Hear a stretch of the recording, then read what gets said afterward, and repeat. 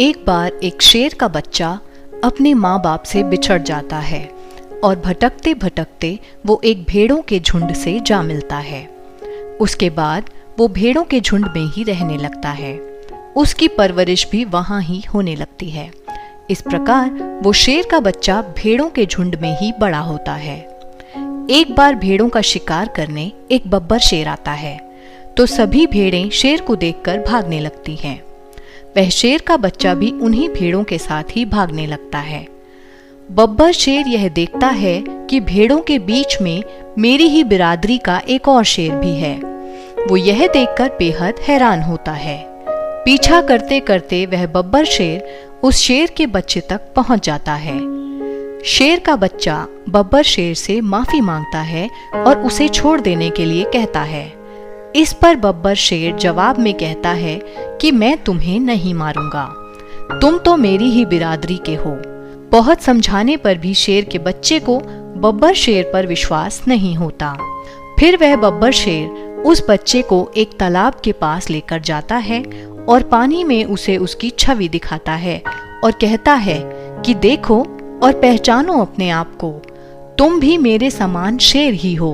तुम अपनी पहचान भूल गए हो और मैं तुम्हें तुम्हारी वास्तविकता याद दिलाने आया हूँ।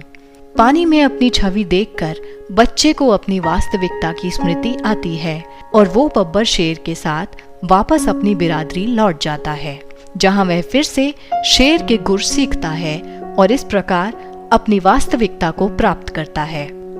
आज यही हाल हम मनुष्य आत्माओं का भी हुआ है।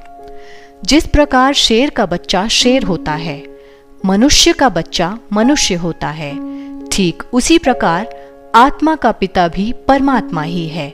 शेर में जो गुण होते हैं वही गुण उसके बच्चे में भी होने चाहिए। माता पिता में जो गुण होते हैं उनकी झलक भी उनके बच्चों में मिलती है। ठीक उसी प्रकार परमात्मा के गुण भी आत्मा में ही हैं, किंतु चारों ओर नकारात्मकता के प्रभाव से वह गुण हमारे अंदर ही कहीं छिप गए हैं।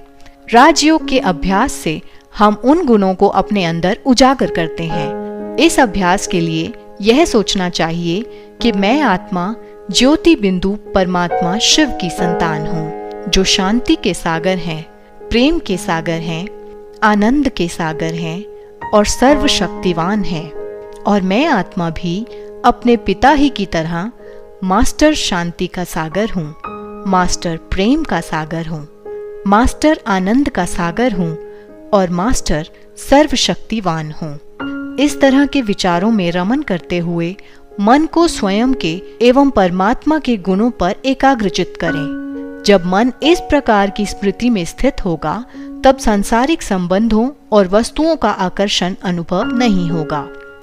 जितना परमात्मा द्वारा सिखाए गए ज्ञान में निश्चय होगा, उतना ही व्यर्थ विचार एवं लौकिक संबंधियों की याद मन में नहीं आएगी। परमात्मा की याद में अपने मन को टिकाने के लिए हमें 3 चीजों का पता होना जरूरी है, जो हैं स्नेह, संबंध और स्मृति। अब इसे जरा समझ लेते हैं। याद भी उसी को किया जाता है जहां दिल का स्नेह होता है, इसलिए स्नेह ही याद का पहला आधार है। इसके अतिरिक्त किसी को याद करने के लिए उससे संबंध होना भी जरूरी है। बिना किसी संबंध के किसी को याद नहीं किया जाता। लोग जिसे भगवान कहते हैं वो परमात्मा शिव हमारा पिता है, जिसे हम प्यार से शिव बाबा कहते हैं। हम उसके अति प्यारे और लाडले बच्चे हैं। बच्चा अपने पिता को याद नहीं करेगा तो किसे करेगा? पिता के अतिरिक्त शिव बाबा से आप जो चाहे वो संबंध जोड़ सकते हैं, जैसे भाई, सखा, पुत्र, साजन, माता इत्यादि। जिस संबंध की भी आपके जीवन में कमी रही हो, वही संबंध आप शिव बाबा से जोड़कर उस संबंध का प्यार शिव बाबा से प्राप्त कर सकते हैं। फिर स्मृति अर्थात स्व की स्मृति। बहुत से लोग यह कहते हैं कि हमारा मन परमात्मा की याद में नहीं टिकता। इसका एक मुख्य कारण यह है कि वे आत्मनिश्चय में स्थित नहीं होते। जब बिजली के 2 तारों को जोड़ना होता है तब उनके ऊपर के रबड़ को हटाना पड़ता है, तभी उनमें करंट आता है। यह देह भी जैसे रबड़ है और आत्मा तार के समान है। परमात्म याद के समय यदि कोई देह भान में होगा तो उसे अव्यक्त अनुभूति नहीं होगी। उसके मन की तार परमात्मा से नहीं जुड़ सकती। इसलिए देह सहित देह के सर्व संबंधों को भूलकर आत्मिक स्वरूप में स्थित होकर परमात्मा शिव की स्नेह युक्त स्मृति में रहना ही वास्तविक योग है।